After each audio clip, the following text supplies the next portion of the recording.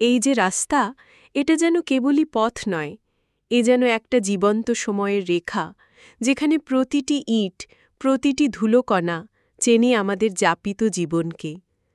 আপনি এখন যে দৃশ্য দেখছেন, তাতে হয়তো একটুও শব্দ নেই, কিন্তু বিশ্বাস করুন, এই নীরবতা অনেক কথা বলে।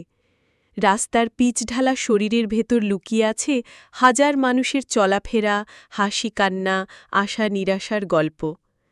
দেখুন, পাশ দিয়ে হেঁটে যাচ্ছে একজন নারী, মাথায় পানি ভরা কলসি। এই দৃশ্য আমরা প্রতিদিন দেখি, কিন্তু কখনো থেমে ভাবি না। তার হেঁটে যাওয়া মানে একটা সংসারের বেঁচে থাকা। তার ক্লান্তির মধ্যে আছে সহ্য করার অনুশীলন। দূরে একটা বাচ্চা ছেলে খেলছে, মাটি নিয়ে, পাথর ছুঁড়ে। এই রাস্তাই তার খেলার মাঠ, এই পথেই সে বড় হবে একদিন। আর হয়তো এই পথ ধরেই একদিন ছেড়ে যাবে গ্রামটাকে। দুপাশে পেঁপে গাছ, কলা গাছ, কিছু ঘাসে ঢাকা জমি, সব মিলিয়ে এই রাস্তা যেন প্রকৃতির কোলে গড়ে ওঠা এক চিরন্তন গল্প। রোদের আলো পড়ে আছে পাতার ফাঁকে ফাঁকে। রাস্তার উপরে সে আলো ছায়া খেলছে, ঠিক যেমন আমাদের জীবন। একটু আলো, একটু অন্ধকার, একটু পথ পেরোনো, আবার থেমে যাওয়া। একটা রিকশা যাচ্ছে ধীরে ধীরে।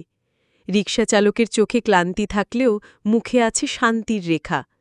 সে জানে তার গন্তব্যে পৌঁছাতে সময় লাগবে, তবু সে থামে না।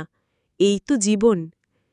রাস্তার একপাশে বসে আছে কয়েকজন তরুণ, তাদের চোখে স্বপ্ন, মুখে আড্ডা। তাদের হেসে ওঠা মুহূর্তটা এই রাস্তাকেও যেন তরুণ করে তোলে।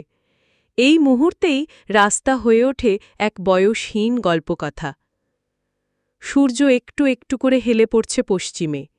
আলোটা এখন নরম হয়ে গেছে, বাতাসে এসেছে দিনের শেষ গন্ধ। এমন সময় বুঝি এই রাস্তা সবচেয়ে বেশি জীবন্ত হয়ে ওঠে, কারণ সে জানে রাত আসবে, তবু সে থাকবে নতুন দিনের অপেক্ষায়। এই পথ বদলাবে না, বদলাবে শুধু হেঁটে যাওয়া মানুষ, বদলাবে গল্প। কিন্তু রাস্তা, সে থাকবে চুপচাপ দাঁড়িয়ে, প্রতিদিন সবকিছু বুকে ধরে।